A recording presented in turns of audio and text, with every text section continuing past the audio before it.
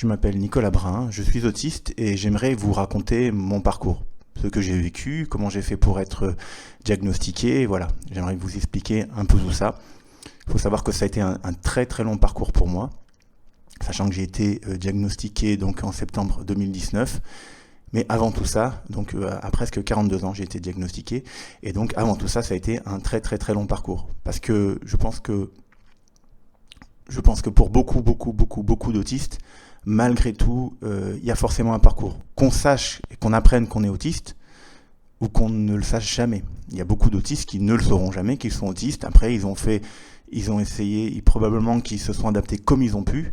Et peut-être que certains ont trouvé des solutions et qui s'en sortent très bien.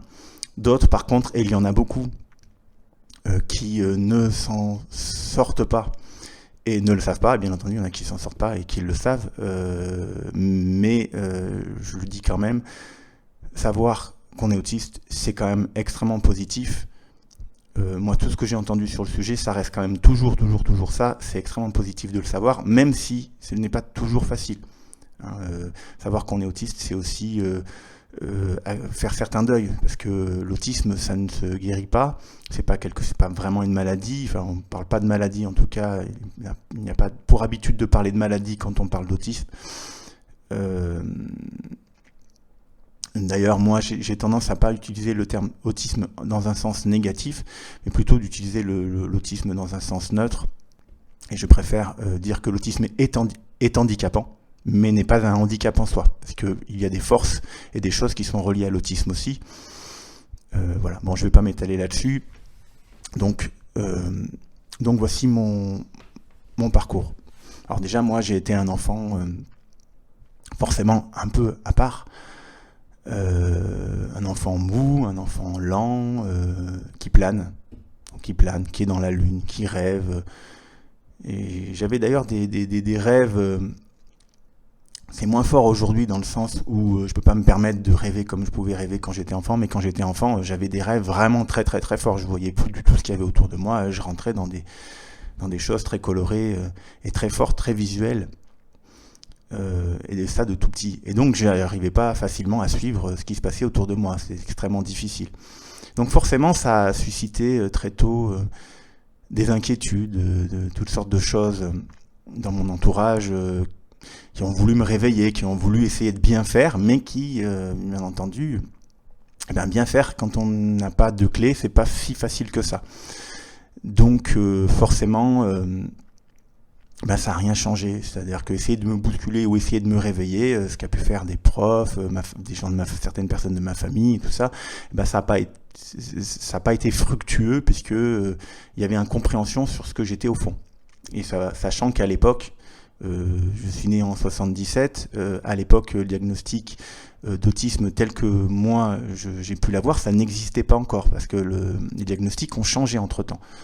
On est passé de diagnostics très grossiers sur l'autisme qui ne prenaient en compte que des formes d'autisme avec principalement des déficiences, à des formes d'autisme ensuite Asperger. Et aujourd'hui, ça a même encore plus évolué puisque Asperger n'existe même plus dans les dernières classifications. On a fini par abandonner ça parce qu'on s'aperçoit que l'autisme, c'est beaucoup plus complexe. Et donc voilà, donc moi j'ai grandi avec ça, avec donc beaucoup de difficultés, mais dont je ne savais rien en fait. Je manquais d'initiative, j'avais du mal à être dans l'action, et donc forcément mon entourage s'en rendait compte.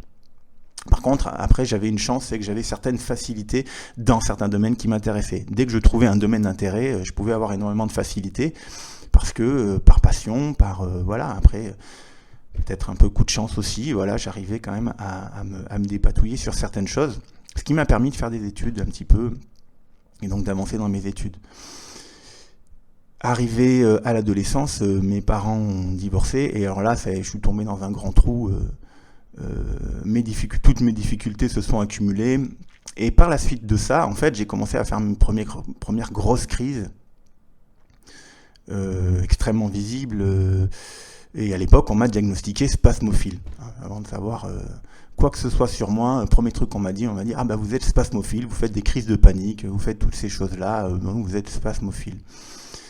Et sachant aujourd'hui que spasmophile, c'est pareil, ça a été abandonné, ça n'existe plus vraiment. Je pense qu'aujourd'hui, on n'utilise plus ces termes-là.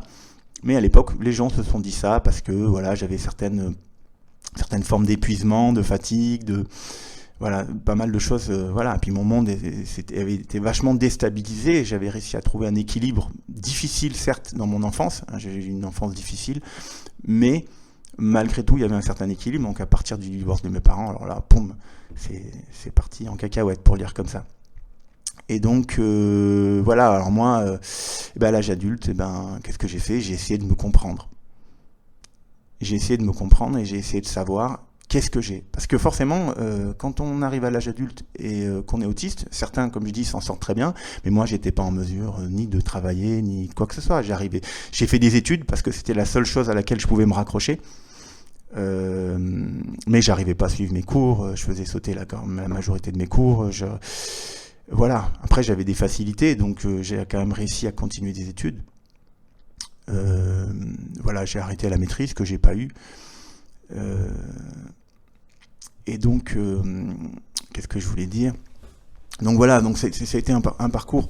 Les études, je suis arrivé à Grenoble, c'était extrêmement difficile pour moi parce que j'arrivais dans une grande ville. Alors là, moi, qui ai des problèmes sensoriels, je m'en rendais pas compte. Mais alors là, je me suis pris une grosse claque, en fait, une très très grosse claque. Et donc, je me battais avec moi-même pour essayer de m'en sortir. Et c'était extrêmement difficile. Et donc après ça, après mes études, voilà, impossibilité de travailler, impossibilité de quoi que ce soit, je voyais bien que j'y arrivais pas, quoi.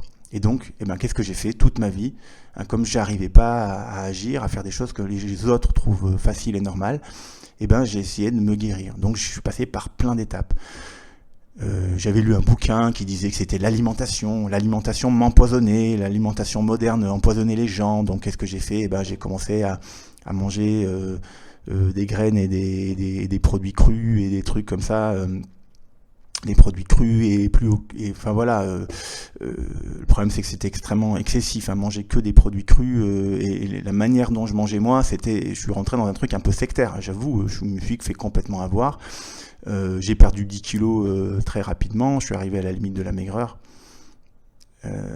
Parce que voilà, quand on cherche à s'en sortir, on est prêt à faire un peu n'importe quoi, hein.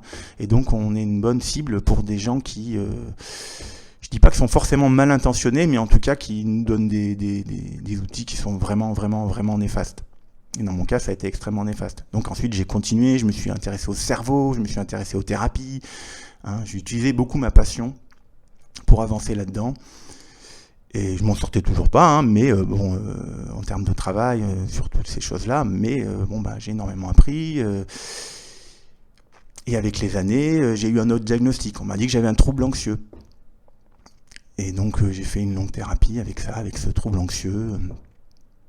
Et à chaque fois, je me disais, non mais là, une fois que je vais réussir à faire ça, là, je vais être guéri, et là, ça va être bon, et là, je vais pouvoir avoir de l'énergie comme tout le monde. Parce que c'est quand même un de mes gros problèmes, l'énergie. Et puis finalement, après pas mal d'années de thérapie pour traiter un trouble anxieux, j'y arrivais toujours pas.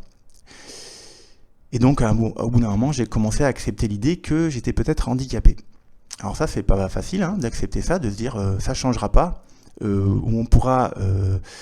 le fond ne changera pas, peut-être que dans la forme ou voilà, il y a des choses qui peuvent s'améliorer dans mon quotidien largement et heureusement. On pourrait en reparler longtemps, mais dans le fond, ce que j'ai, c'est pas quelque chose qui va changer. Et ça, c'est quelque chose de difficile. Et mon psy à l'époque, effectivement, il m'avait tendu des perches dans ce sens. Et donc j'avais commencé à accepter cette idée de handicap.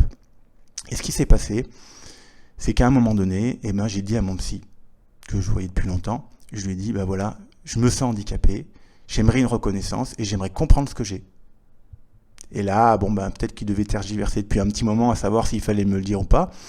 Il m'a mis sur cette piste, sans avoir de certitude, mais il m'a mis sur cette piste. Il s'est dit, voilà, je pense que vous êtes peut-être autiste, à prendre avec des pincettes, mais il faut se renseigner. Et après ça, bien entendu, déjà, le problème c'est que moi j'avais que des visions caricaturales de l'autisme, donc ça me parlait pas du tout. Enfin, disons que je l'ai cru, je me suis dit, oui, c'est possible. Surtout que j'avais tourné pas mal autour de l'autisme, hein. Ça m'avait toujours fasciné, en fait, l'autisme.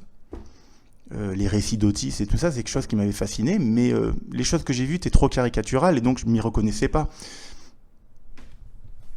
par exemple, moi je reconnais extrêmement bien les émotions, puisque j'ai enseigné le théâtre. Dans ma vie, j'ai pu enseigner le théâtre. Je reconnais extrêmement bien les émotions sur les visages. Et moi, je pensais que ça c'était complètement éliminatoire, que tous les autistes ne pouvaient pas lire les émotions sur les visages, étaient incapables de tout ça. Alors que c'est beaucoup plus subtil que ça. Il peut y avoir des autistes qui lisent très bien les émotions. Ce qui est pas aperçu, ou les problématiques sociales ne sont pas forcément que reliées à ça. Bref, qu'est-ce que je voulais dire ?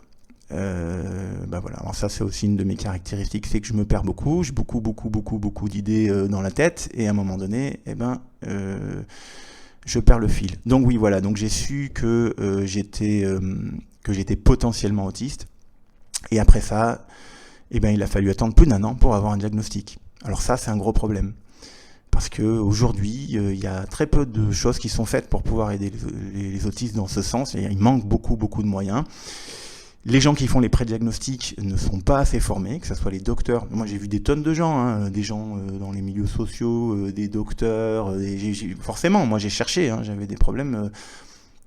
J'ai cherché. Moi, je pensais aussi que j'avais peut-être des problèmes physiques. J'ai pensé que j'avais la fibromyalgie. J'ai tout imaginé. Donc voilà, il faut se dire que voilà, bref, ça a été un très long chemin. Et ensuite, il y a ce gros problème de diagnostic qui, lui encore, en plus, reste long. Ou alors, après, il faut payer. C'est-à-dire qu'on peut voir des gens qui sont en libéral, qui sont experts aussi, et là, il faut payer plus cher, et ça peut être plus rapide. Mais voilà, après, le problème, c'est que les autistes, souvent, ils n'ont pas de boulot. Il y en a qui travaillent, mais pour une partie, probablement la majorité, n'ont pas de boulot, donc pas forcément d'argent, et donc forcément, aller attendre plus d'1 an pour avoir un diagnostic, beaucoup renoncent. Et ça, c'est un gros problème. Voilà. Et ensuite, c'est intéressant de savoir aussi ce qui se passe après le diagnostic. Moi, j'ai eu un accompagnement, c'était extrêmement riche et enrichissant et intéressant.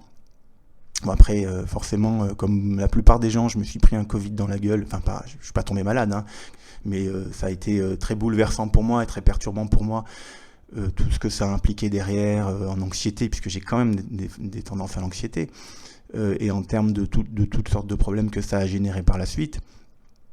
Donc ça m'a pas facilité les choses entre-temps. Mais malgré tout, voilà, j'ai énormément appris avec cet accompagnement, j'ai énormément appris sur l'autisme entre-temps, et ça m'a beaucoup bénéficié. Mais il y a aussi un travail de deuil, on en a déjà parlé, et il y a un travail aussi de changer des habitudes de vie, c'est pas facile, ça prend du temps. Quand on est fatigué, quand on a beaucoup de fatigue, forcément ça traîne plus. Se comprendre, se trouver, puis ça fait quand même des chamboulements. Savoir autant de choses sur soi aussi rapidement, ça fait quand même des chamboulements. Et donc, il faut le temps d'intégrer tout ça. Et donc voilà, moi j'en suis à là aujourd'hui. Ça fait à peu près 1 an et demi que j'ai eu mon diagnostic. Je continue à progresser, je continue à apprendre. Il y a des gens qui peuvent penser que l'autisme, pour quelqu'un comme moi, chez qui ça se voit pas, c'est probablement quelques difficultés vagues dans la vie. Après, en fait, en réalité, il n'y a aucune généralité. Il y a des autistes qui s'en sortent pas trop mal, et des autistes comme moi qui ont un handicap plutôt important par rapport à ce qui se voit. Disons que je n'ai pas un handicap niveau 3, comme ils font des classifications dans l'autisme. Il y a 1, 2, 3. Alors moi, je ne sais pas si je suis 1 ou 2. Mais ce qui est certain, c'est que je suis beaucoup plus handicapé que beaucoup d'autistes dans l'idée que, moi, en termes de capacité de travail, je suis encore extrêmement réduit de ce que je peux faire dans une journée. Énormément de choses me fatiguent. Donc voilà. Donc bref, je continue à me battre, je continue à progresser. Et donc voilà, c'était mon parcours. J'espère que ça vous a intéressé. Je vous souhaite une bonne journée. À très bientôt.